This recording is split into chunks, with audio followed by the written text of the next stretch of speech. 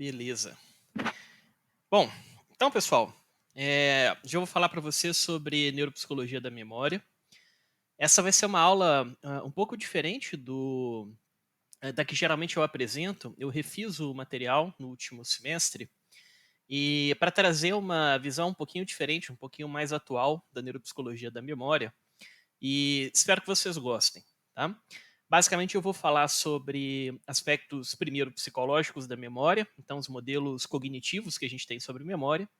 Depois, vou falar sobre modelos translacionais, então, como que a gente conecta esses modelos cognitivos com modelos neurobiológicos, neurocientíficos. E, por fim, vou apresentar para vocês duas perspectivas concorrentes, né, atualmente, ambas com um certo grau de evidência, né, evidências, na verdade, bastante razoáveis, mas que apresentam perspectivas um pouco conflitantes, né, sobre qual que seria a melhor formação da neuropsicologia da memória. Então, estimo que a aula vai ter em torno de uns 50 minutos, mais ou menos, e terminando essa primeira parte, eu abro para perguntas mais no final. Então vamos lá. Qualquer questão que vocês tiverem, se acontecer algum problema, podem avisar aqui pelo chat do Discord mesmo. Discord não, perdão, pelo do Twitch. Bom, quando a gente fala de neuropsicologia da memória, a gente tem que integrar aspectos ligados a cérebro, mente e comportamento no sentido do funcionamento, da formação e da busca e recuperação das informações na memória. Esse é um processo complexo, né? Parece que a memória humana é um pouco diferente da memória de outras espécies. Talvez a gente tenha acesso a subsistemas de memória que não acontecem na maioria das outras espécies, ou pelo menos a gente não tem um bom acesso sobre como isso se forma. E é uma coisa complicada porque, embora há uma definição intuitiva do que seja memória, todo mundo consegue dizer uma definição de senso comum. É complicado a gente estabelecer um modelo psicológico da memória. É uma função muito estudada desde sempre pela psicologia, mas há muitas subdivisões, há muitas propostas, há muitas perspectivas diferentes sobre como que a memória pode ser compreendida, sobre como que ela pode ser organizada. Então, dentro desse contexto mais geral, eu vou apresentar para vocês a síntese que eu consigo fazer no atual momento. Muito bem. É, Mais para o final da aula, talvez não nessa apresentação, mas eu vou deixar o material separado, vou falar um pouco sobre avaliação também. Tá? Mas o foco aqui do conteúdo de hoje é o primeiro tópico desse módulo, que são sistemas de memória. Quando a gente fala de sistemas de memória, a gente tem que pensar mais ou menos o seguinte: o sistema é um conjunto de elementos, um conjunto de fatores que apresentam uma certa interconexão. Então, um sistema de memória pressupõe que nós temos diferentes componentes ou diferentes aspectos da memória que vão se interconectar de uma certa forma, num determinado padrão, para gerar as consequências, para gerar os efeitos, para gerar os eventos que a gente vai dizer, em última medida, serem da memória.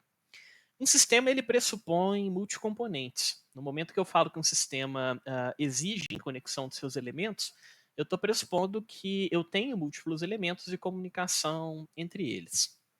Então, esse termo, sistemas de memória, ele é um termo canônico na psicologia, né? Então é um termo consensual na psicologia, faz parte do dicionário de psicologia da APA, né, da APA. A versão mais nova sobre esse termo é de 2018, a última atualização do verbete. Então, quando a gente diz sistemas de memória, a gente está dizendo de um dos vários tipos de memória. Então, a gente já tem uma pressuposição, né, de uma memória formada por multicomponentes, localizados em áreas cerebrais isoladas. Então, esses módulos da memória eles têm correlações anatômicas diferentes e, obviamente, clínicas diferentes. E são avaliados ou são mensurados, né, diretamente por alguns testes de memória ou tarefas tradicionais para avaliação de memória. Aí entram os subsistemas ou então os componentes específicos da memória. A APA fala de componentes hipotéticos, né? A hipótese aqui no sentido científico da coisa. Nós temos uma proposta e nós temos evidências o suficiente para sustentar cada um desses componentes da memória. A dificuldade que a gente tem hoje é fazer a transposição disso em termos de sistema nervoso central, então como que eles se dividem no cérebro do sujeito, e talvez criar um modelo que integre esses subcomponentes de uma forma um pouco mais fluida. Principalmente um modelo que a gente possa pensar num fluxo de informações. Então, onde que uma determinada informação entra no sistema de memória, então por que vias ela é transmitida pelo sistema sensorial, e até que ponto ela consegue ser transmitida para os sistemas efetores. Seja um sistema mais cognitivo, que permita que a gente reflita, a gente raciocine sobre uma memória, ou sistemas comportamentais, que a gente efetivamente use essa memória para tomar decisões, para atuar ou para agir nos diferentes contextos. Então, é uma definição canônica. Os múltiplos componentes da memória e os que vocês vão encontrar na literatura com mais frequência vai ser memória de trabalho, semântica, episódica e procedural, que são subdivisões das memórias de curto e longo prazo. Mas nós ainda temos um longo caminho adiante para estabelecer um modelo que conecte, né, de forma definitiva esses módulos específicos. Muito bem. Essas são as informações-chave, né, dos sistemas de memória. Então, vamos falar sobre os vários tipos de memória, vamos comentar sobre as correlações anatomoclínicas desses sistemas, então, onde que elas se encontram no cérebro e quais os sintomas mais comuns associados à disfunção dessas regiões, e discutir um pouco memória de trabalho, memória semântica, memória episódica e memória procedural. Se a gente for pensar nos sistemas de memória, nós temos basicamente duas grandes visões ou duas grandes perspectivas concorrentes. Você tem uma perspectiva que é a perspectiva bem psicológica da coisa, baseada numa psicologia e numa neuropsicologia de natureza mais clínica, né? O artigo da esquerda, que está publicado na Annual Review of Psychology, um artigo do Alan Badley, ele discute, por exemplo, a memória de trabalho. Né? A memória de trabalho é a memória que permite que a gente processe as informações em tempo real. Né? Eu brinco com as pessoas que a memória de trabalho é aquele espaço na sua mente que, quando você para pensar numa coisa complexa, esses pensamentos, esse raciocínio, essas informações, elas fluem por esse espaço. Né? A título de curiosidade, a título de experimento, tentem fazer mentalmente, vocês não precisam acertar, mas é importante que vocês tentem fazer, tá? Façam aí o cálculo 114 vezes 345. Tentem fazer aí mentalmente esse cálculo.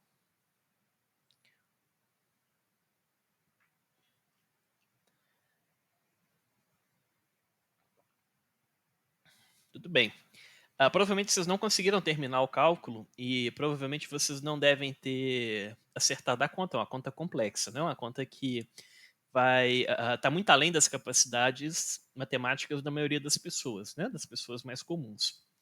Só que o que me importa é como vocês fizeram esse cálculo, né? Pensem aí, vocês tiveram alguma sensação visual na hora de fazer o cálculo? Então vocês enxergaram os números, vocês enxergaram o cálculo, vocês armaram essa conta na mente de vocês? Então consideraram coisas acima, coisas abaixo, a ordem dos números e coisas assim, né? Provavelmente vocês fizeram alguma coisa desse tipo. A maioria das pessoas, num cálculo desse tipo, vai ter a sensação de que vocês estão mexendo as informações, né? Então eu pego um número e tenho uma sensação motor, uma sensação de deslocamento, né, desse número na minha consciência. E esse espaço que vocês fizeram, que quase sempre o fundo onde você faz esse cálculo, ou ele é preto ou ele é branco, tá? Pode ter variações, mas quase todo mundo enxerga como preto e branco. Esse espaço que vocês utilizaram é a memória de trabalho, tá? Então, essa área mental, onde nós temos um acesso consciente e que nós podemos processar e utilizar informações de diferentes naturezas. Fazer um cálculo, por exemplo, vocês usaram informações que estavam na memória de longo prazo de vocês, buscando as formas de fazer o cálculo, o conteúdo do cálculo em si. Utilizaram representações verbais, provavelmente houve uma representação do som, dos números ou coisa assim, e usaram representações espaciais. Né? A todo momento vocês deslocaram essas informações dentro da memória de trabalho. Então você tem um sistema que basicamente faz isso, né? Permite que você manipule mentalmente informações em tempo real. Então, o Alan Badley foi um dos primeiros caras que discutiu essa ideia de memória de trabalho na década de 70. Esse artigo dele de 2012 é uma síntese, né, de muitas décadas de estudo dentro dessa área. E o Baddeley tem uma perspectiva bem psicológica e bem neuropsicológica da memória de trabalho. Então, ele cria um modelo com múltiplos componentes de memória de trabalho. Então, cada componente seria uma caixinha diferente. Eles se conectam dentro de uma determinada lógica, trocam informações a todo momento. E dentro do modelo do Baddeley, nós teríamos casos clínicos ou evidências clínicas de que a memória de trabalho ela é segregada em subcomponentes. Então, nós teríamos uma área desse espaço mental mais própria para trabalhar a linguagem, outra mais própria para trabalhar o conteúdo visoespacial, e alguns autores, o Sérgio de la Sala, por exemplo, sugere que a gente teria um aspecto espacial puro e um aspecto visual puro, então seria um sistema ainda mais específico. Há uma conexão disso com a memória de longo prazo, então há toda uma capacidade da gente buscar as informações da memória de longo prazo e sequenciar ou organizar essas informações de uma maneira coerente, né, de uma maneira lógica dentro da nossa consciência. Essa é a proposta geral do Baddeley, né? Unificando todos esses subcomponentes, você teria um sistema de processamento mais geral, um sistema que ele chama de executivo central, né? Que permitiria essa manipulação consciente dos processos de memória de trabalho. Isso para ilustrar que basicamente a gente está dizendo de um sistema cognitivo que tem múltiplos componentes, né? E que esse autor, que foi um dos pioneiros de trabalho da memória de dos pioneiros do estudo da memória de trabalho, ele parte de uma perspectiva mais clínica, com uma ponte mais próxima com a neuropsicologia, e vai testando esse modelo ao longo do tempo. Ele surge como um modelo mais simples, ainda dentro da ideia de memória de curto prazo e memória de longo prazo, e vai caindo em modelos progressivamente mais complexos. Só que, por um outro lado, a gente tem do lado de cá essa perspectiva de uma psicologia e neuropsicologia mais clínica, mas, por outro lado, a gente tem uma perspectiva de uma psicologia e uma neurociência mais experimental.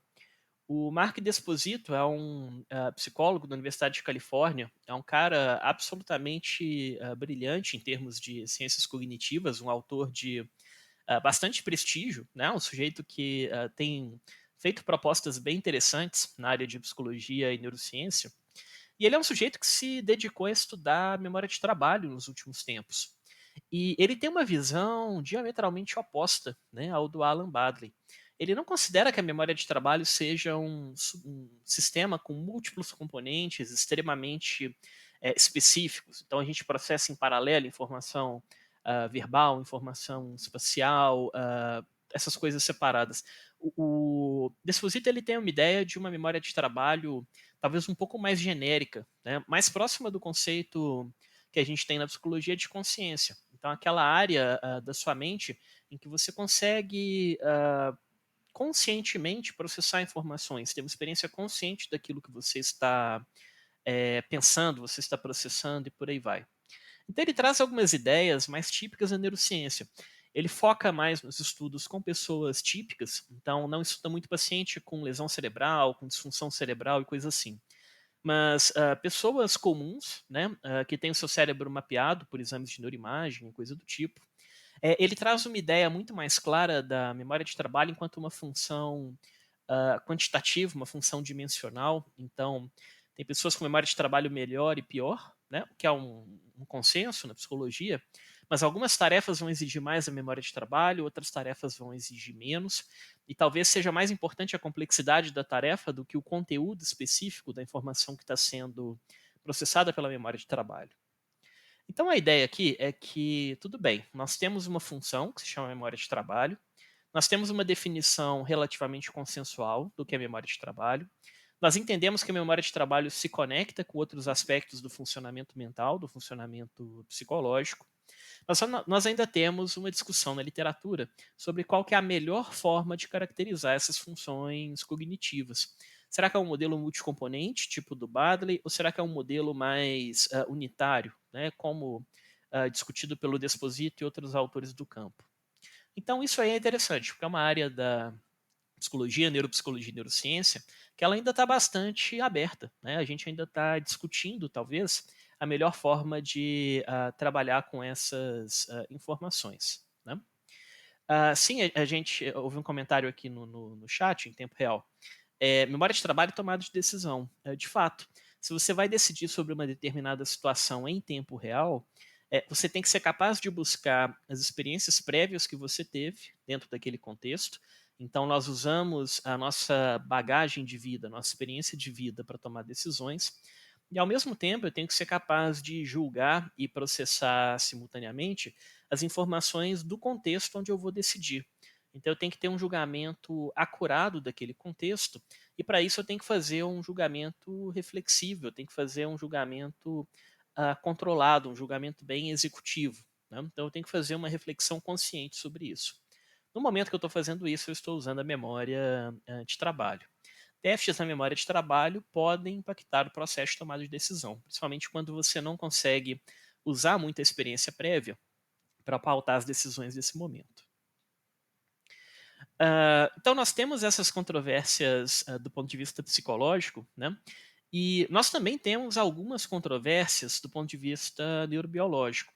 Embora algumas estruturas-chave do cérebro elas sejam extremamente consensuais, são estruturas que a gente tem certeza que estão relacionadas com a memória e já sabemos mais ou menos qual que é o seu papel, como que elas trabalham com as informações. Eu fiz aqui uma série histórica, né, para vocês darem uma olhada. São 3 artigos de revisão da revista Nature, né, Nature Review of Neuroscience. Então, 2001, 2004 e 2010. Então, em 2001, o Eichenbaum já traz uma revisão interessante sobre o papel da região do hipocampo, né, e as suas conexões com o córtex como um todo, sendo a base para a memória declarativa, para aquela memória que você consegue buscar conscientemente e expressar através da linguagem, comunicá-la de forma mais clara. Dentro dessa perspectiva, né, o Larry Squire e os seus colaboradores, a gente vai discutir um pouco a proposta deles daqui a pouco, né? Eles já começam a dividir a memória declarativa, né, em memória de reconhecimento, a memória de evocação, né, ou a memória de busca, já começa a trabalhar com aspectos um pouco mais específicos, né? E mais recentemente assim, há 10 anos atrás, né, mas para mim ainda é um artigo bastante contemporâneo, a Catarina Henke faz uma revisão interessante, mostrando que as regiões cerebrais em si, elas são mais ou menos consensuais. Então a gente sabe os principais correlatos anatômicos dos sistemas de memória. Mas como que eles se associam a aspectos diferentes da memória, né? Isso provavelmente vai depender um pouco dos pressupostos que você usa para definir memória e para definir o seu funcionamento.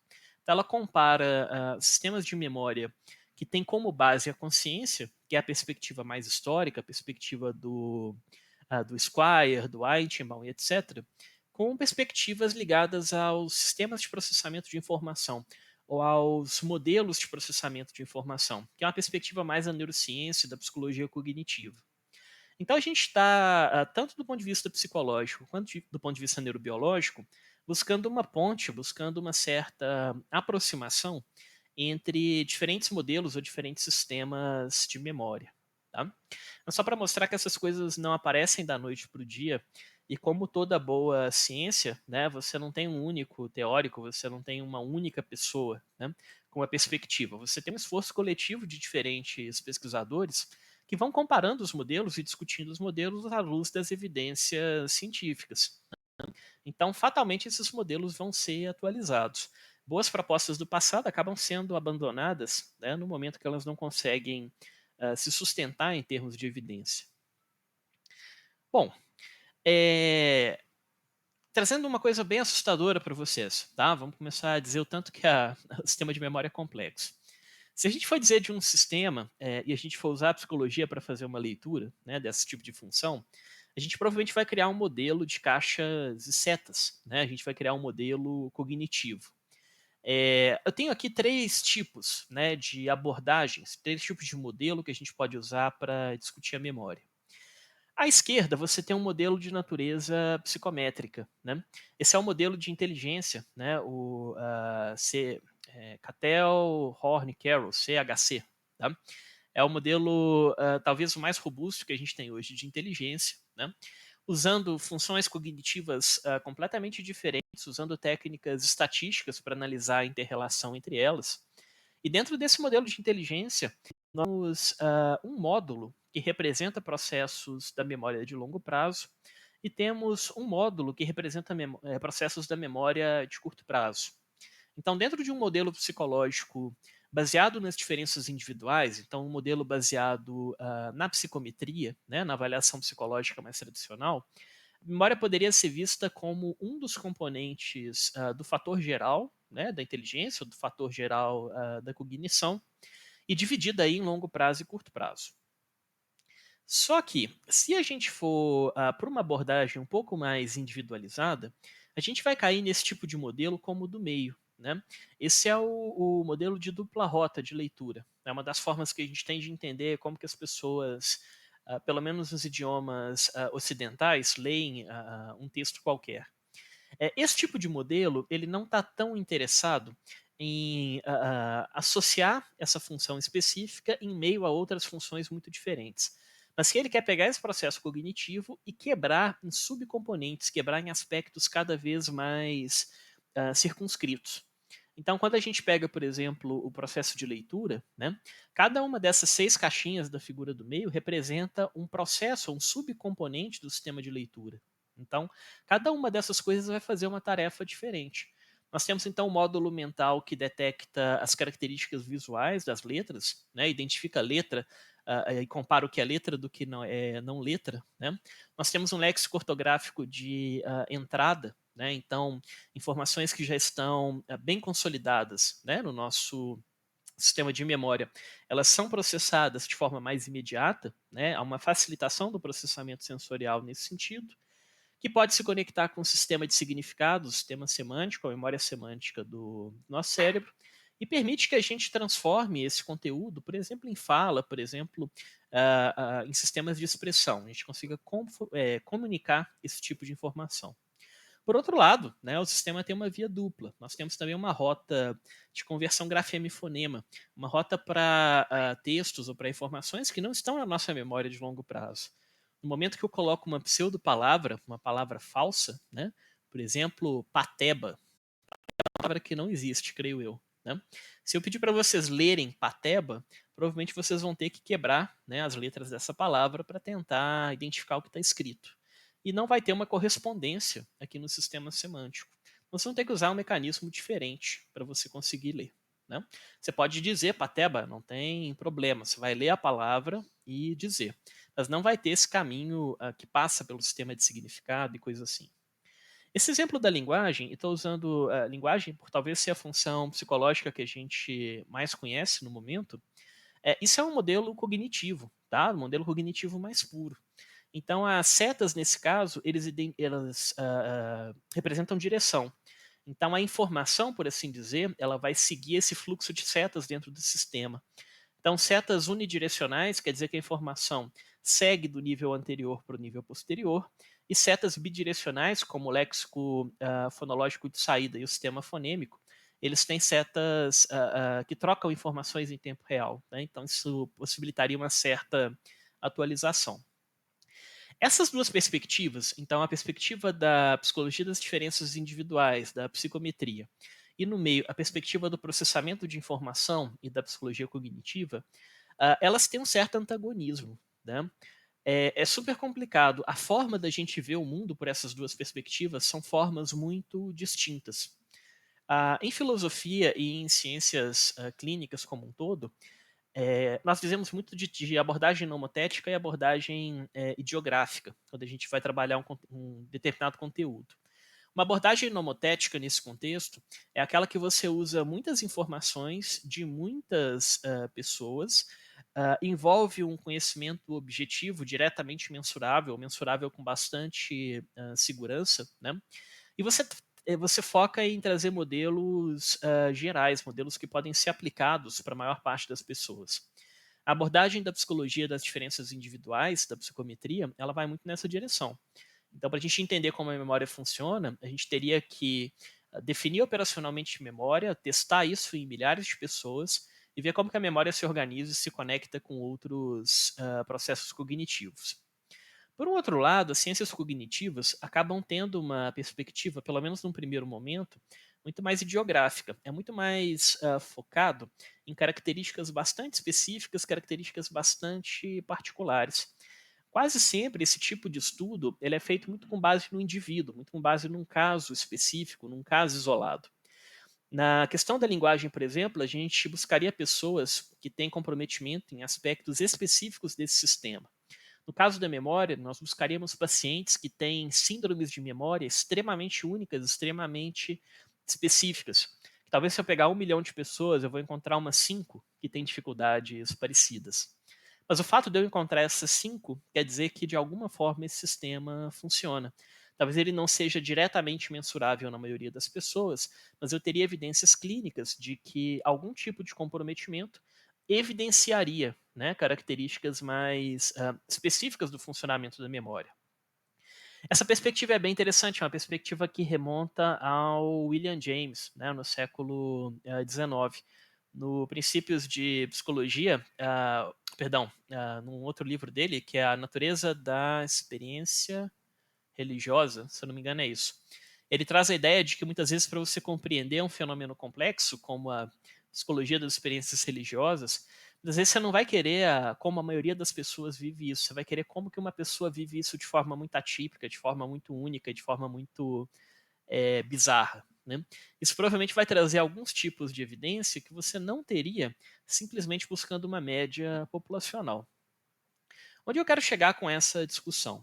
Na hora da gente pensar em sistemas de memória, essas duas perspectivas vão se associar. Nós temos que pensar em memória dentro de um conjunto mais amplo, então a memória enquanto um componente da mente humana que vai se conectar com outros componentes da mente humana, né? Com outros módulos cognitivos, com aspectos do processamento sensorial e por aí vai. Mas, ao mesmo tempo, a gente tem que tentar pegar a função de memória e, com base nessa variedade de experiências clínicas que a gente tem, tentar identificar quais seriam seus subcomponentes ou quais seriam os aspectos mais específicos da memória. Né? Se a gente for no modelo psicométrico, por exemplo, nós temos memória de longo prazo e memória de curto prazo. Ok, né? Era a proposta da psicologia até a década de 70. Mas daí para frente a gente começou a ver que, peraí, memória de longo prazo parece que não é uma coisa única. Talvez a gente tenha vários tipos de memória diferentes ligadas à memória de longo prazo. Talvez tenha memórias de natureza declarativa, memórias de natureza não declarativa, ligadas ao conteúdo, ligadas a evento, ligadas a comportamento. Então, isso vem das evidências mais individuais, mais do caso a caso. Né? Então, não tem uma perspectiva melhor que a outra, por assim dizer. Mas a gente tem que achar alguma forma de combinar esses dois modelos para entender como que a memória funciona. Se você achou confuso, se você achou difícil, você não está sozinho, tá? Esse é um meme super famoso, tá? Infelizmente o GIF não vai rodar porque a gente está fazendo aula com PDF, mas é o GIF do mind blowing, né? Então o sujeito faz alguma coisa assim, como se a mente dele tivesse explodindo, né? E basicamente é a sensação que a gente tem quando a gente estuda a memória. Você tem múltiplas perspectivas psicológicas. Perspectivas não, eu não gosto do nome perspectiva. Perspectiva tem a ver com ponto de vista. Tá? A gente não está dizendo de ponto de vista. A gente está dizendo de teoria. Então você tem múltiplas teorias científicas sobre a memória. Essas teorias têm mais ou menos evidências, mas a maioria delas não é completamente comprovada e não é completamente refutada. Então, provavelmente nós temos alguns aspectos corretos e outros aspectos que vão ter que ser aperfeiçoados. Dentro da neuropsicologia em si, né, dentro do ponto de vista de relação disso com o cérebro do sujeito, tudo bem, nós temos algumas regiões chave, que qualquer pessoa vai concordar que estão relacionadas à formação da memória e aprendizagem, né? Mas dependendo do subcomponente de memória, que aí vai depender da sua teoria psicológica, a correlação anátomo-clínica é um pouco diferente. Né? Tem uma certa discussão na neuropsicologia também. Se até que ponto a gente deve pensar em termos da estrutura cerebral, então qual estrutura cerebral é a sede da memória, entre aspas, ou se a gente deveria pensar enquanto processo, enquanto fluxo. Né? Então, o funcionamento de um certo circuito cerebral seria associado à memória. Uma rede específica de neurônios seria relacionada à memória, e não necessariamente uma estrutura única. E dentro de tudo isso, você pode ter essa perspectiva mais nomotética ou mais ideográfica. Né? E aí, quando eu comecei a estudar memória, eu falei com a minha orientadora de estágio na graduação, professora Ayla de Guadalupe, e eu falei assim, eu estou indignado de estudar esse troço, porque cada livro que eu leio eu vejo uma coisa diferente, e eu não vejo um bom esforço das pessoas em unificar essas informações, né. Hoje em dia, isso foi há 13 anos atrás, tá, já tem um bocadinho de tempo. Hoje em dia, eu paro para pensar e falo: "Não, faz sentido essa aquela indignação que eu tinha na época", né. É realmente uma área que a gente ainda está aprendendo bastante, embora a gente já tenha construído conhecimento, falta muito para a gente aprender ainda. Vamos tentar simplificar o melhor possível, tá, isso aqui. Esse é um modelo que eu fiz em, conjunto com o professor Leandro Malloy Diniz.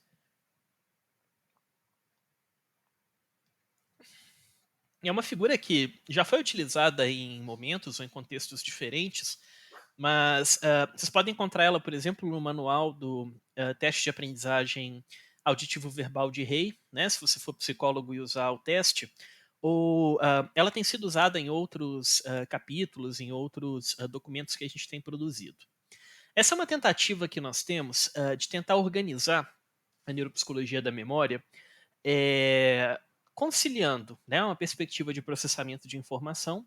Percebam os modelos que envolvem caixas e setas, né, que vocês estão vendo aí embaixo, e tentar conciliar as evidências, neuropsicológicas de diferenças, perdão, idiográficas, né, de casos clínicos, de subdivisões clínicas e coisas assim. Então a gente pode pensar na memória humana da seguinte forma: pensem que nós temos 3 níveis de informação, tá.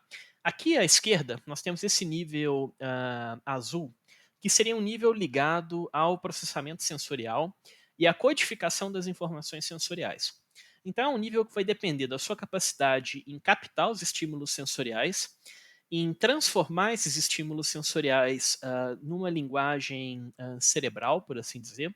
Então, converter os estímulos visuais em algo que possa ser processado pelo seu sistema nervoso central, integrado com outros componentes do processamento de informação e por aí vai. Seriam os processos das áreas, cerebrais, primária e secundária, área sensorial primária e secundária, né. No momento que eu tenho uma, codificação dessas informações, entram os fatores cognitivos mais complexos. Aí nós temos uma parte do modelo de memória, que é a memória do agora, tá? Que é a memória do que está acontecendo nesse momento, em tempo real. E temos uma memória do passado, uma memória daquilo que já aconteceu, daquilo que não está mais presente. Qual que é a diferença da memória do agora e do passado, né? Além aqui da distância temporal óbvia. A memória do agora, né, historicamente, ela sempre foi chamada de memória de curto prazo, que tem uma definição que eu adoro, né, aquela memória responsável por manter informações por alguns instantes, por alguns segundos, por alguns minutos, por algumas horas ou por alguns dias. A distância de alguns instantes para alguns dias é uma distância de ordens de magnitude diferentes. Então, essa definição provavelmente não está muito boa. Já a memória de longo prazo, né, muitas vezes é definida como, aquele sistema de memória que permite que você trabalhe com informações depois de alguns minutos, algumas horas, alguns dias, algumas semanas, alguns anos. De novo, temos um problema, são ordens de magnitude diferentes, né? Minutos para semanas é uma distância, impressionante. E não há uma distinção clara da onde termina a memória de curto prazo e onde começa a memória de longo prazo. Essa foi uma das grandes dificuldades que a psicologia teve de lidar com esses dois conceitos, né. Embora, ainda hoje, aqui no Brasil, talvez a gente não tenha uma, psicologia cognitiva muito forte aqui no Brasil. A gente, pelo menos nas universidades, a gente não tem tanta tradição, né, em ensinar e estudar isso. Então a gente ainda fica muito preso na memória de curto prazo e memória de longo prazo, que é o que aparece nos livros de psicologia geral e coisa assim, né. Só que a gente já sabe hoje em dia que provavelmente o negócio não é tão simples assim. Primeiro que memória de curto prazo e memória de longo prazo, em algum momento elas têm uma certa sobreposição. Então eu vou ter informações que em algum momento estão representadas, simultaneamente ou parcialmente nos dois subsistemas. Essa é a ideia que a gente tem de consolidação. A consolidação seria a transformação de uma informação que está sendo mantida em curto prazo em uma informação que será mantida em longo prazo, né. Ao contrário do que diziam, alguns, personagens da psicologia no século passado, a gente não tem uma memória tão incrível assim, a gente não é capaz de lembrar tudo, Tá? Tem várias áreas da psicologia que dizem que, de alguma forma, tudo que a gente vive fica armazenado. A psicanálise, por exemplo, o Freud tinha essa teoria, né, de que as informações vividas elas vão sendo constantemente armazenadas. O que acontece é que há alguns mecanismos de bloqueio, então nem sempre a gente tem acesso a esse conteúdo armazenado. Mas parte do pressuposto que tudo vira memória de longo prazo em algum momento. Né? Os modelos do Skinner não são tão radicais, mas sempre há a ideia de que se algum condicionamento foi feito num determinado momento e aquele comportamento extinto, é mais provável que você consiga recondicionar aquele comportamento com maior facilidade, né, sem tanto esforço quanto no momento inicial. O que advogaria para alguma memória remanescente, para algum traço de informação na perspectiva comportamental pode ser meio herético, tá? Mas teria ali algum resquício daquela aprendizagem que facilitaria a aprendizagem posterior, pelo menos em boa parte dos casos. E foi só com a psicologia cognitiva, né, assim, o terceiro grande movimento da psicologia experimental, da psicologia científica, que a gente começou a conciliar melhor essas duas coisas, né? Então, olha, tem que ter algo que passe as informações de curto prazo para longo prazo. Essa passagem de informações, ela não é absoluta, não é que algo está na memória de curto prazo e subitamente vai para a memória de longo prazo, mas provavelmente há um processo de consolidação. Progressivamente, e aí a gente tem alguns mecanismos que eu comento daqui a pouco, a informação vai sendo transposta para a memória de longo prazo. Mas não é um processo súbito e não é um processo imediato. Tá? É um processo que vai exigir um certo tempo e exigir um certo padrão de atividade cerebral, vai exigir uma certa circuitaria cerebral para conectar esses dois processos. Tudo bem. Aí vamos trazer agora as informações mais contemporâneas, entre aspas. Aqui na memória de curto prazo, tem sido cada vez mais comum a gente trabalhar com a ideia de memória de trabalho. Vai ter gente que considera que, se você considera o sistema de memória de trabalho, você não precisa mais considerar a ideia de memória de curto prazo.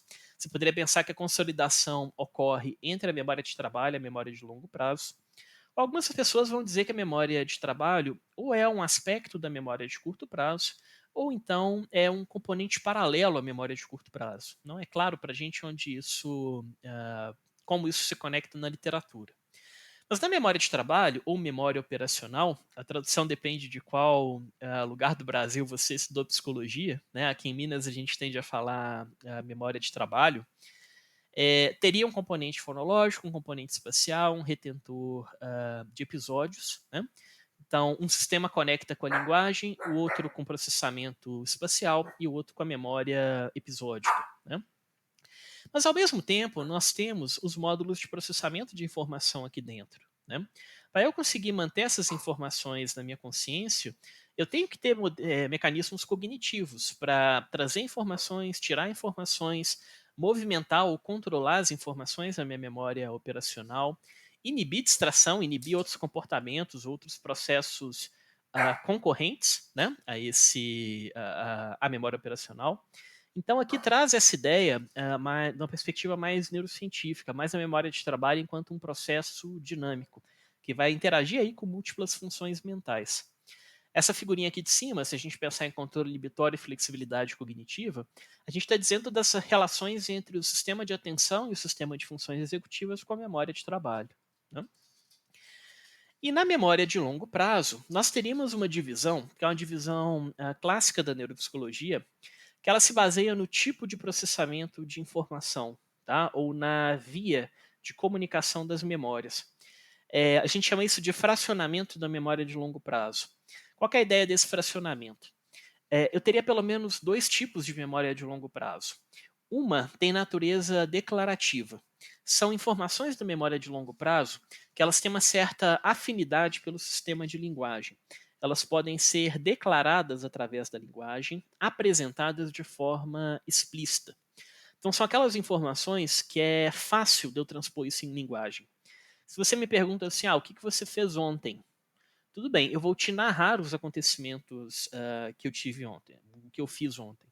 Eu transformo isso em linguagem, eu estou acessando uma informação que não está mais presente, estou buscando essa informação na minha memória de longo prazo, estou usando a minha linguagem e uma via declarativa para comunicar isso a outra pessoa, né. É diferente, por exemplo, de coisas que a gente aprende, mas elas não têm essa afinidade grande com a linguagem. Vamos supor, por exemplo, que eu, desenvolvi um hábito, um procedimento, eu aprendi uma perícia qualquer.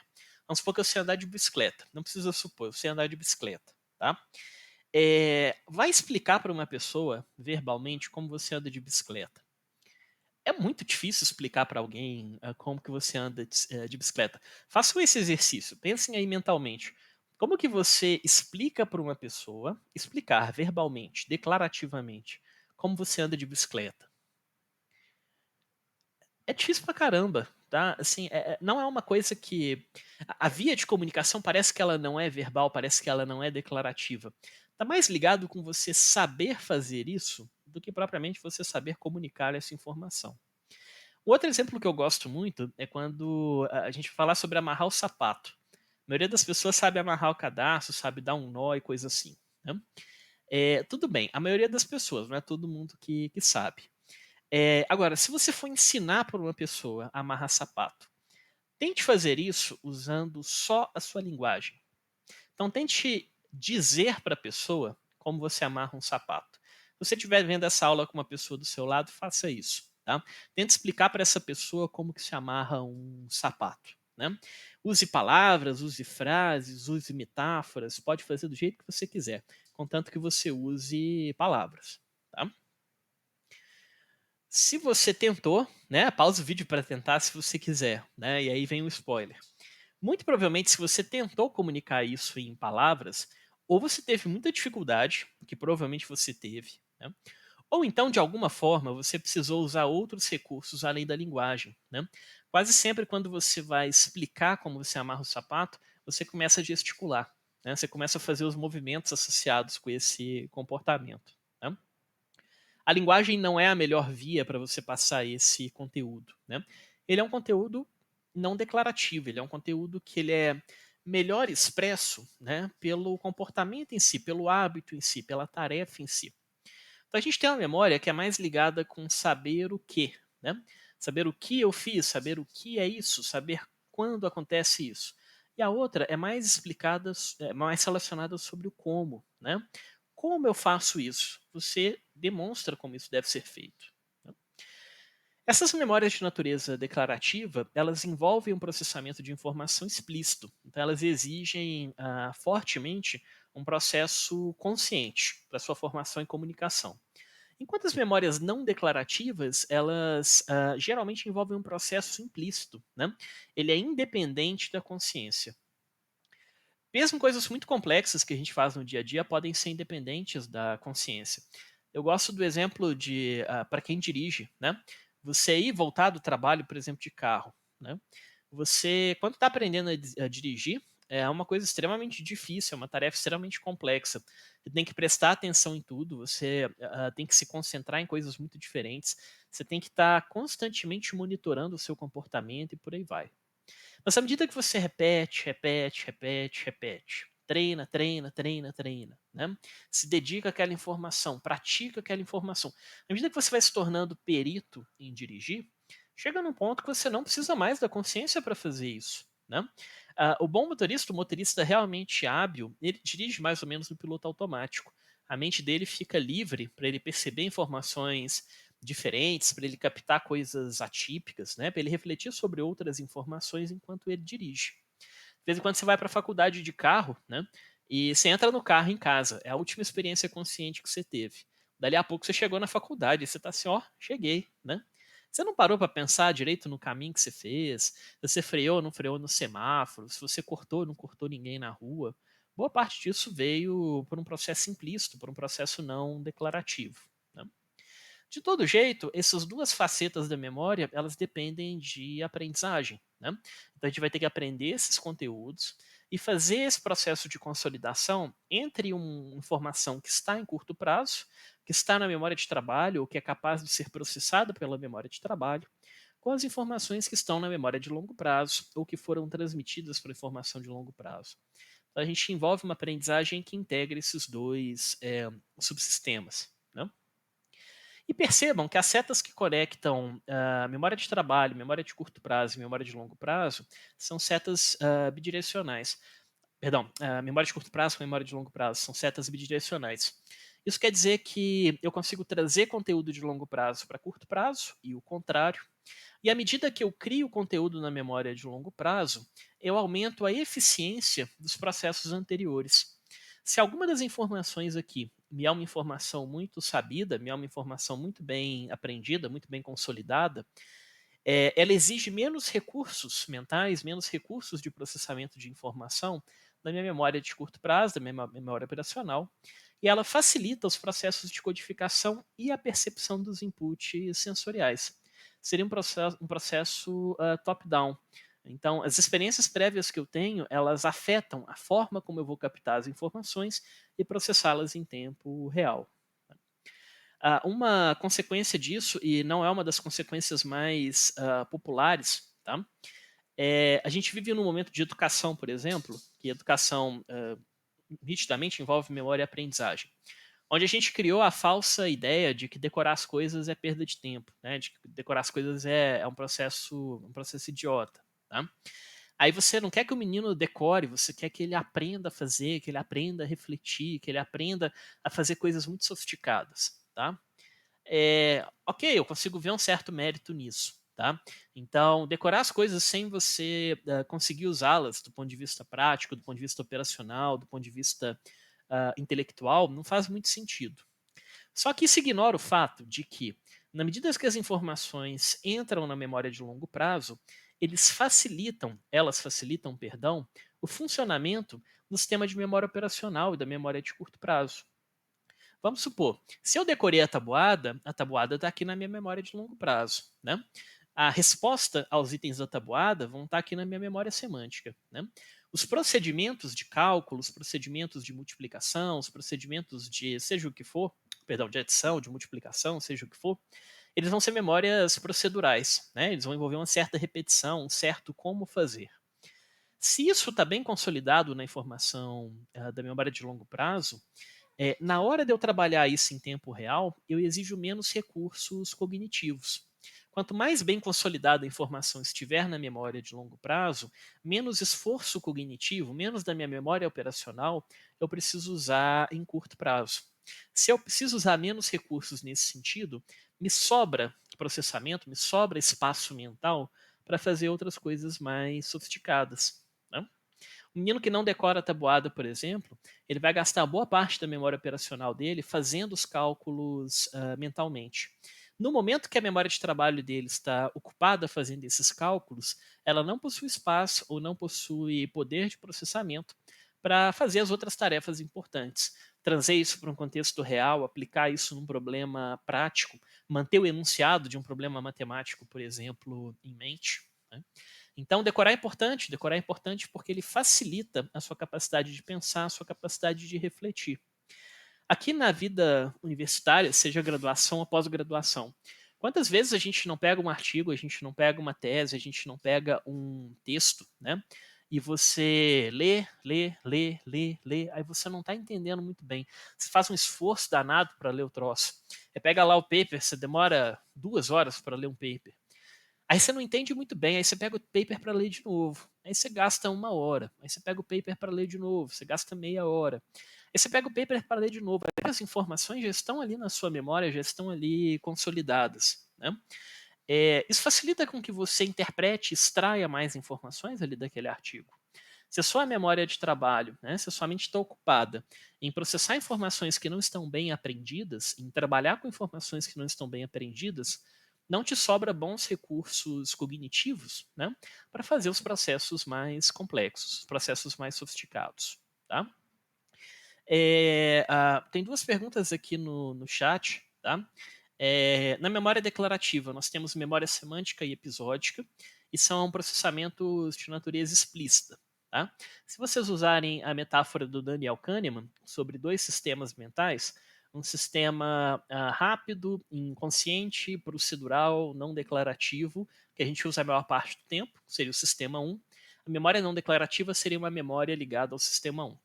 Se você pensa no sistema 2, que é a memória reflexiva, que exige um certo aprendizado, que exige um certo conhecimento, que pode ser transformado em linguagem, que depende de processos conscientes, depende de reflexão, é uma coisa mais lenta, mais imprecisa, aí seria um processo tipo sistema 2, tá? E sim, conhecimento ocupa espaço. Espaço em longo prazo, a gente não tem tanta certeza sobre como que isso acontece. Não há um limite conhecido para a memória de longo prazo. Tá? Que há algum limite, provavelmente é. Embora o nosso cérebro tenha uma capacidade de comunicação e interconectividade muito impressionante, ela não é infinita. Né? Nosso número de neurônios, interconexões e combinações, ele é um número finito. É um número astronomicamente grande, mas é um número finito. Então, certamente, ela tem uma limitação de espaço. Agora, na memória operacional, a limitação de espaço ela é dramática. Né? Nós conseguimos trabalhar simultaneamente com pouquíssimas informações. Se eu pego uma informação nova, uma informação que você não tem tanta experiência, uma informação que não está muito bem relacionada com outros conteúdos da sua mente, a gente trabalha com algo entre 4 e 7 informações no máximo, né? A maioria das pessoas.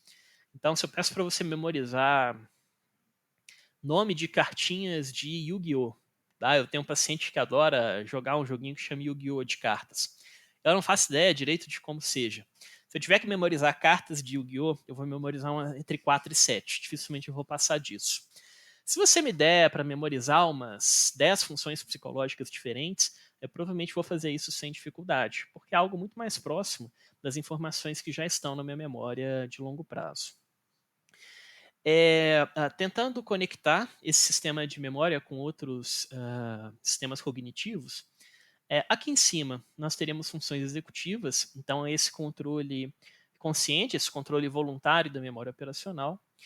O sistema sensorial e atencional e o processamento envolvido está relacionado ao processamento das informações sensoriais de codificação.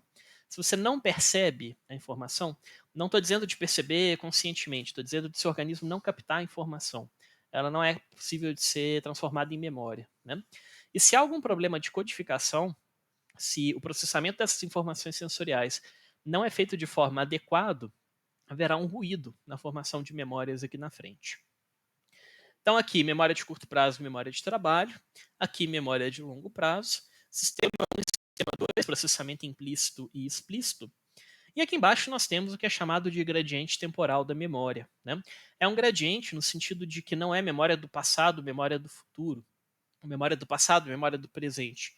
É uma linha tá? Quantitativa, onde as coisas vão saindo do passado e indo para o futuro, ou saindo do passado e indo para lugar nenhum, né? Indo para o esquecimento, que é o destino da imensa maioria das nossas memórias. Se vocês já assistiram o filme Divertidamente, né, lembrem lá que a memória de longo prazo, né, ela é representada como uma estante enorme, cheio de bolinhas. Né? As bolinhas são experiências, são conteúdos e coisas assim. A memória de natureza episódica nesse caso. E lá você tem alguns personagens que seriam o sistema que vai apagando a memória. Né? Então, a informação que está em desuso, uma informação irrelevante, uma informação que não é lá muito importante para a pessoa, ou pelo menos não foi armazenada de forma muito robusta, ela vai ser eliminada. Tá? Daí muitas vezes a gente efetivamente não se lembrar de coisas que a gente viveu. Não é que você está recalcado, não é que você fez um bloqueio, não é que você está com a dificuldade de acesso àquela informação. Pode até ser, não estou dizendo que isso não acontece, isso acontece. Né? Via os mecanismos de defesa do ego, essas coisas. Mas estou dizendo que a imensa maioria das informações, ela simplesmente é descartada. Para nossa memória, é algo muito mais prático você guardar alguns pedacinhos de informação que são muito essenciais, são muito definidores de um certo evento, de um certo contexto, de uma certa aprendizagem, e simplesmente improvisar em cima disso. Né? Criar ou recriar a experiência com base nesses elementos um pouco mais simples. Aí a sua mente, a sua consciência preenche o resto. Né? Outro para casa para vocês. Peguem um grupo de amigos mais próximos que vocês têm. Peguem uma experiência que todos vocês viveram em conjunto, uma experiência muito marcante, uma experiência muito interessante. E peça para todo mundo descrever essa experiência com talvez umas 500 palavras no máximo, fazer uma descrição curta. Depois comparem os relatos. Vocês vão cair para trás com o nível de discrepância que tem no relato das experiências. Todo mundo vai se lembrar mais ou menos da onde, do que, do quando e de quem. Agora, os pormenores e as relações entre isso geralmente são extremamente confusas. Muitas vezes a gente entra em conflito, né, na hora de trazer essas informações.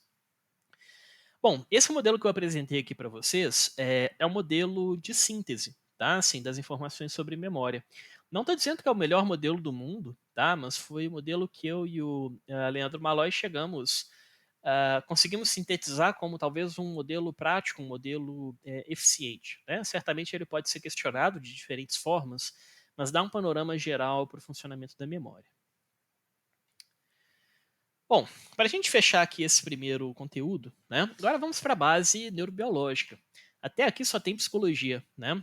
Eu fiquei um bom tempo falando desse grande modelo, mas aqui a gente só falou de conhecimento psicológico, né? De funções mentais, funções cognitivas e coisas assim. Vamos tentar agora trazer a base neurobiológica, tá? Dos sistemas de memória.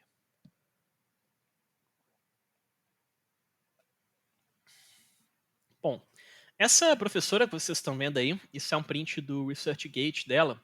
A Catarina Henke é uma psicóloga, professora da Universidade de Bern, na Suíça, se eu não me engano, e ela é uma das expoentes hoje em dia no estudo da memória.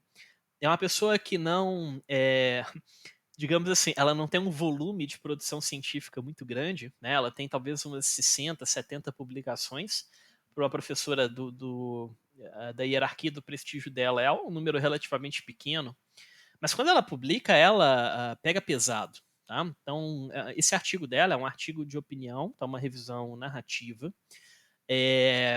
Uma revisão, na verdade, muito bem feita, tá? Com uma apropriação muito boa da literatura científica, pelo menos no meu julgamento. E ela faz uma revisão aqui sobre as duas formas que a gente tem de entender os sistemas de memória, né? E duas publicações conflitantes. A mais tradicional na literatura, que é baseada em consciência, que é essa ideia da memória ser declarativa ou não declarativa, da memória ser explícita ou implícita, e uma perspectiva um pouco mais contemporânea, que vem da ciência cognitiva, do processamento de informação, que diz que talvez o mais importante para definir a formação da memória não seja exatamente o grau de consciência ou a facilidade ou a proximidade dela com a linguagem, mas sim o tipo de informação que vai ser processada em si, né? A forma como a informação é apresentada. De todo jeito, o artigo dela tem a vantagem de explicitar os dois modelos, então a gente pode colocar os dois em perspectiva. Bom, se a gente for pensar assim nessa criação dos modelos de memória, talvez o grande passo que a gente teve, né, assim, para gerar o modelo de memória, o sistema de memória mais consensual hoje em dia, foi o caso do Henry Molaison, né? Não sei se é assim que fala, mas o Henry Molaison. Ele é um sujeito que tinha epilepsia de lobo temporal, né, uma epilepsia de lobo temporal muito grave, e na década de 50, 1953, tá, especificamente, ele fez uma cirurgia, né, para controle de epilepsia. A cirurgia na época, a neurocirurgia para epilepsia ainda estava se desenvolvendo, a gente talvez não tivesse o conhecimento que a gente tem hoje em dia, mas o neurocirurgião ele acabou fazendo uma ressecção bitemporal. Ele retirou hipocampo, giro parahipocampal, córtex entorrinal, núcleo amigdaloide, tudo isso, boa parte deles dos dois hemisférios cerebrais. Uma cirurgia bastante agressiva, assim, com uma expansão, uma distância grande no eixo anteroposterior. E o HM melhorou bastante da epilepsia, né? Uma psicóloga que atendeu ele na época, né, a Brenda Milner, super importante para a neuropsicologia da memória, ela documentou, por exemplo, que o HM ele melhorou em termos atencionais, ele melhorou em termos intelectuais, ele ganhou, se eu não me engano, 8 pontos de QI depois da cirurgia. Foi um negócio muito interessante. Só que esse cara desenvolveu uma amnésia. A amnésia é a síndrome da memória, né? A síndrome neurológica das dificuldades de memória. A amnésia é quando você perde, né, a sua memória, principalmente a sua memória declarativa, quando você não é mais capaz, né, de armazenar novas informações e de produzir novas informações. O HM ficou com a memória tão comprometida que o relato que a gente tem até então, e o relato da Brenda Milner é fantástico nesse sentido, ela é muito detalhista, ela é uma pessoa riquíssima, assim, em termos de capacidade de redação, capacidade de interpretação. Ela mostra como o HM, por exemplo, todo dia ele chegava para consulta com ela e ele se apresentava: "Ah, tudo bem, meu nome é paciente HM, eu estou aqui porque eu estou com dificuldade de memória, etc. Me falaram que a senhora pode me ajudar". E ela se apresentava e começava o trabalho de avaliação, de reabilitação e coisa assim. Aí no dia seguinte o HM voltava lá e falava: "Ah, meu nome é paciente HM, eu estou aqui porque eu fiz uma cirurgia, tive dificuldade de memória". E ela tinha que se apresentar de novo e por aí vai. Isso por dias e dias a fios durante anos consecutivos, né. É considerado um dos casos de amnésia mais bem, documentados na literatura. Só que o que a Brenda Milner, viu, e isso, no primeiro momento foi uma percepção de natureza mais qualitativa e depois sistematizada, né, em termos, experimentais, ela começou a ver que provavelmente o HM, aprendia alguma coisa, né. Eu li uma entrevista, não é um trabalho científico, tá, uma entrevista informal com ela uma vez, que ela fala, por exemplo, que uma das coisas que chamou a atenção é que o HM ficava mais confortável dentro do consultório. Então, a primeira vez que a gente entra num consultório, do psicólogo, do médico, a gente fica meio, inseguro, a gente fica meio inquieto, né. Mas não, o HM depois de um tempo ele já entrava, sentava, ele tinha uma certa naturalidade naquele contexto. E ela começou a pensar: "Então alguma coisa esse cara deve estar aprendendo, né, essa amnésia dele não deve simplesmente, ter incapacitado ele de aprender qualquer coisa. Talvez ele consiga aprender algumas coisas um pouco diferentes", né.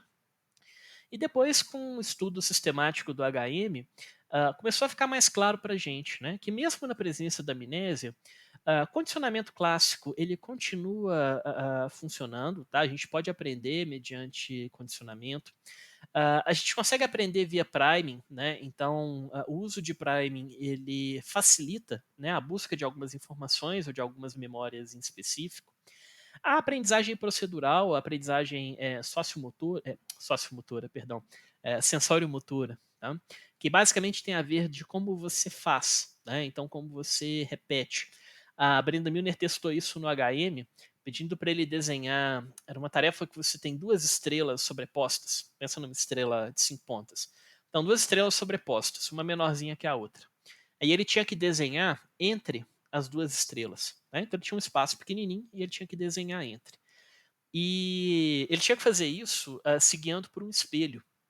Então tinha a figurinha no papel, e ele não via a própria mão, ele via o reflexo da mão dele. Então é uma tarefa extremamente difícil, porque o ambiente é todo invertido. Você vai para a esquerda, sua mão vai para a direita, vai para cima, sua mão vai para baixo. E o HM, teve uma dificuldade enorme na tarefa, como qualquer, outro ser humano num primeiro momento, mas à medida que ele foi repetindo a tarefa, ele foi ficando progressivamente melhor, e depois dele ter feito a tarefa durante 3 dias consecutivos, ele praticamente não tinha erros, né, ele começou a ter um desempenho extremamente bom, né, então mostrava que efetivamente ele estava, aprendendo, né. Então, esse foi o primeiro achado, né, mostrando que mesmo na presença de amnésia, ou de como se definia amnésia na época, é possível aprender por outras vias, né. Há ainda a possibilidade de você aprender coisas mais complexas, mas, mediante, muita repetição, tá, muita repetição. É possível, por exemplo, que você consiga, aprender novos componentes de linguagem, novas palavras e coisas assim, mas trabalhando isoladamente com um item e repetindo esses itens à exaustão, né. A gente chama de aprendizagem rígida. É só um elemento, bem simples e repetido, repetido, repetido, repetido, até que o sujeito consiga pegar. Qual que é a base para esses sistemas de aprendizagem, né? O caso do HM, elucidou algumas coisas para a gente. Primeiro é que a região do lobo temporal, mesial, né, principalmente a formação, hipocampal, mas aí também envolvendo a amígdala, né, envolvendo o córtex entorrinal, giro parahipocampal como um todo, suas conexões e por aí vai, ela é extremamente importante para a gente adquirir memórias de natureza declarativa. Então era a dificuldade do HM. Ele teve essas regiões do cérebro removidas e ele não conseguia aprender mais, por exemplo, novas experiências, não conseguia armazenar novas informações dessa natureza, né. Há o envolvimento também do diencéfalo, de forma mais geral, né, então estruturas talâmicas, tálamo, hipotálamo, subtálamo, epitálamo. né, e as conexões disso com o sistema, com o córtex temporal mesial. Então são áreas importantes, né, para a formação da memória declarativa. Isso o caso do HM deixou bastante evidente. Outros casos posteriores sugerem que essa habilidade de natureza procedural, né, que a Catarina Henk chama de aprendizagem sensório-motora, né, ela depende bastante dos núcleos da base, né. O priming, então a pré-ativação de algumas vias de comportamento, depende do neocórtex como um todo, e principalmente das regiões do neocórtex que são próximas, né, à modalidade sensorial que está sendo estimulada. Condicionamento clássico vai depender dos núcleos da amígdala, principalmente por condicionamento que envolve as experiências afetivas. Mais recentemente um pouco, a gente viu que não é só a amígdala, mas também o estriado ventral. Então teriam regiões de emoções, a grosso modo, tá? Fazendo uma generalização grosseira, de emoções negativas e emoções positivas. Então amígdala, estriado ventral. E depende também do cerebelo. O cerebelo tem um papel importante no condicionamento. E além disso, haveriam a aprendizagem das vias reflexas, né? Pelos processos de habituação e coisas assim. Esse é o modelo de memória talvez mais estudado na psicologia e na neuropsicologia. Quem popularizou esse modelo foi o Larry Squire, né, e o John Wickstead, se eu não me engano, que eles fizeram uma descrição, um artigo, eu acho que é de 1993, na Annual Review of Psychology, que eles revisam a literatura, propõem esse modelo, dão as evidências de caso clínico, as evidências neuropsicológicas, e mostram que esse modelo tem evidências robustas, né, de que a coisa funciona desse jeito. Isso a gente está sintetizando informações da década de 70, década de 80, até o início da década de 90. Foi quando o modelo foi proposto, ou pelo menos ele se tornou mais popular, e rapidamente se expandiu na psicologia, né? Se tornou um modelo mais eficaz para a gente estudar isso. Então essas seriam as regiões cerebrais por trás desses processos de memória. E a memória de trabalho em si, né, não está expressa aqui nessa figura em si. A memória de trabalho ela é um sistema bastante ligado ao córtex pré-frontal. Então, o grosso da memória de trabalho, por assim dizer, ela vai envolver o córtex pré-frontal dorsolateral, bilateralmente, mas a gente tem também alguma participação de regiões superiores do córtex parietal. Parece que as regiões que trabalham distribuindo as informações sensoriais, ou então modulando os processos atencionais e coisas assim. Tá? É, onde está o conteúdo do slide? Tá? É esse aqui. A Model for Memory Systems Based é da Nature Review Neuroscience 2010. Tá? Se vocês entrarem aqui no ResearchGate da Catarina Henk, tem todos os artigos também. Tá? Muito bem. E como que isso aconteceria? Vamos fazer aqui também do mesmo artigo, tá? Quando a gente fala do hipocampo para formar as memórias de natureza declarativa, e é a região cerebral que foi mais bem estudada, no caso do paciente HM, etc., nós temos um circuito, né, na formação hipocampal que se conecta com estruturas subcorticais, né, ou diversas estruturas subcorticais, e a informação de memória, de certa forma, ela passa por todo esse circuito. Né? Então, na formação hipocampal, a gente tem o hipocampo em si, tem o córtex entorrinal, o córtex para hipocampal e o córtex peririnal. Seriam essas três caixinhas do lado de cá. Né? Essas três caixinhas e mais alguns neurônios em algumas regiões específicas do hipocampo, parece que elas se dedicam a trabalhar com modalidades de memória mais ou menos específicas. Vamos supor, se eu preciso processar uma informação visual, uma informação visual ligada à forma, uma ligada a movimento, uma ligada à cor. Parece que essas informações, que sensorialmente são processadas de forma separada, lá pelo córtex occipital e o córtex parietal, elas projetam para regiões diferentes da formação hipocampal. Né?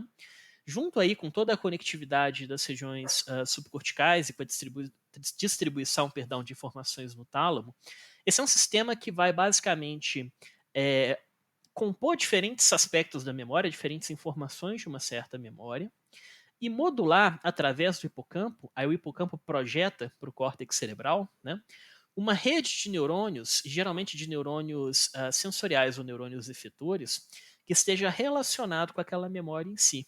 Né? Então, basicamente, o que o seu cérebro está tentando fazer, e eu acho essa frase particularmente bonita, tá? Na hora que você aprende uma certa informação, na hora que o seu hipocampo começa a processar e consolidar uma informação, ele vai tentar ativar o seu cérebro, ele vai tentar gerar um padrão de conectividade cerebral que vai ser o mais próximo possível de como o seu cérebro se encontrava quando você vivenciou aquele evento. Né? Então, basicamente, quando você tem uma memória, você está basicamente tentando ligar o seu cérebro de novo da forma como ele estava naquele momento. Né? Então, o hipocampo parece que ele recebe informações de diferentes regiões do cérebro e das regiões subcorticais. Esse sistema de córtex perirenal, córtex entorrinal e o giro parahipocampal é particularmente importante nesse sentido. Parece que eles recebem frações específicas da informação, né? E posteriormente isso vai para o hipocampo para modular os neurônios relacionados a uma certa memória. Usando esse tipo de evidência e esse papel do hipocampo enquanto algo que consolida informações muito diferentes, a Catarina Henke ela revisa a literatura da década de 90 para cá, né? E ela propõe um modelo alternativo para tentar entender a base neurobiológica da memória. A título de curiosidade, esse é um modelo que tem se tornado muito popular do ponto de vista científico, do ponto de vista experimental e coisa assim, mas é um modelo ainda um pouco difícil de transpor para um contexto mais clínico, um contexto mais de prática. Então, a gente vive num momento que a gente trabalha com as duas perspectivas, e há uma tentativa aqui da Henke de integrar o melhor possível essas duas coisas. Quais são as conclusões dela com base nos últimos 30 anos de literatura? 20 anos, perdão, que o artigo é de 2010. Primeira coisa, ela acha, ou ela tem evidências que trabalhar com, não assim, com a memória em termos de consciência, se é declarativa, se é não declarativa, implícita, explícita, ela acha que talvez essa não seja a melhor estratégia. Né? Ela pensa que talvez a gente deva trabalhar com um tipo de processo cognitivo que é necessário armazenar aquela informação. Né? Como assim? Vamos supor que eu preciso aprender um evento. Tá? A minha mente está tentando registrar um evento que aconteceu comigo. Né? Vamos pensar que ontem de noite eu saí para passear com os meus cachorros e a minha cachorra, não sei, né, entrou no mato e deu uma trabalheira danada, o que é factível, ok? Tudo bem, essa é uma informação complexa. Tem um quando, tem personagens, tem uma série de ações, tem um determinado contexto, tem uma série de perspectivas envolvidas, a minha, do cachorro, das pessoas que testemunharam. Então a gente tem um monte de informações diferentes, mas associadas. Não? E essa associação ela é importante porque a cada momento da memória, a cada fase dessa lembrança, esses elementos se comportam de uma forma diferente. Né? Se eu fizesse uma representação quadro a quadro, como se fosse um filme, a cada quadro as coisas estão um pouquinho diferentes de antes. Isso é o que a gente chama de associações flexíveis ou de interações flexíveis de informação na memória. Os dados da Henk sugerem que sempre que a gente tenta criar uma memória dessa natureza, onde a gente tem que integrar de forma flexível informações muito diferentes, a gente dependeria do hipocampo e do neocórtex como um todo. Desculpe. O hipocampo basicamente seria a região que modula o neocórtex, né, recebendo aí as informações que chegam das próprias regiões sensoriais e mais o processamento nas regiões subcorticais e naquelas 3 regiões comentadas anteriormente. E o neocórtex representaria a rede de informações que está ligada com aquela experiência. Então, quais neurônios sensoriais ou de outra natureza que devem ser ativos para eu ter uma experiência próxima daquela memória. Então, é uma perspectiva bastante diferente da anterior, né? Que a anterior diria que se a memória é declarativa, ela é consciente, expressa pela linguagem, vai depender do lobo temporal e do diencéfalo. Aqui não. Aqui a gente está dizendo que se é essa natureza, a memória vai depender da formação hipocampal e suas conexões e do neocórtex cerebral como um todo. Agora, vamos pensar que a gente está aprendendo coisas muito mais simples, coisas que não são tão flexíveis, não são tão variadas, não têm componentes tão diversos, né? Mas é uma aprendizagem vagarosa. É aquela aprendizagem que você tem que tentar, tentar, tentar, tentar, tentar, tentar, até você ficar craque no negócio, né? Seria aprendizagem sensório-motora, o condicionamento, a linguagem, coisa assim. Então, essas são informações que elas não são flexíveis igual às anteriores, elas são informações rígidas, né? No sentido que o comportamento ele tem que seguir um certo fluxo, e é um fluxo bastante previsível, para ele poder ser armazenado, né? Então, quando a gente teria que fazer um aprendizado vagaroso, né, mediante múltiplas repetições, dessas informações e associações mais rígidas, menos flexíveis, a gente teria um circuito cerebral diferente. O neocórtex vai estar presente, ele sempre está presente, porque é nele que são representadas as regiões motoras, sensorial, boa parte do funcionamento cognitivo, etc. Mas esse tipo de aprendizagem dependeria muito dos núcleos da base e dependeria do cerebelo, né? Jogando no modelo antigo, né, isso envolveria, por exemplo, a memória procedural, que já era associada aos núcleos da base, o condicionamento, que já era associado ao cerebelo, né, e a memória semântica, que até então era associada ao lobo temporal mesial e o diencéfalo, né. Mas é interessante que o próprio paciente HM, com o passar dos anos, ele deu indícios de que ele aprendia conhecimento semântico. Vou ser sincero, eu nunca li o artigo, mas eu li isso em alguns livros, de que ele conseguiu lembrar, por exemplo, que o presidente Kennedy nos Estados Unidos foi assassinado, né? Essa não é uma memória procedural, não é uma memória sensório-motora, né? Não é um condicionamento. Isso é basicamente uma memória de natureza semântica, é um evento, né? Uma informação. Nossa, me fugiu o termo, desculpem. Bom, informação enciclopédica, mas daqui a pouco eu lembro o que eu queria dizer. Mas é uma informação assim que vai fazer parte da memória de longo prazo dele. Ele aprendeu isso de fato, e é uma memória semântica, né? Então, é uma associação lenta, uma associação rígida e mediante múltiplas repetições. Então, dentro desse sistema, né, a codificação lenta, né, e associações rígidas, entraria a memória procedural, condicionamento clássico e a memória semântica. E por fim, nós teríamos aqui um tipo de memória que até então a gente não falou, né, que é a familiaridade. Mas aqui seria uma memória muito mais simples.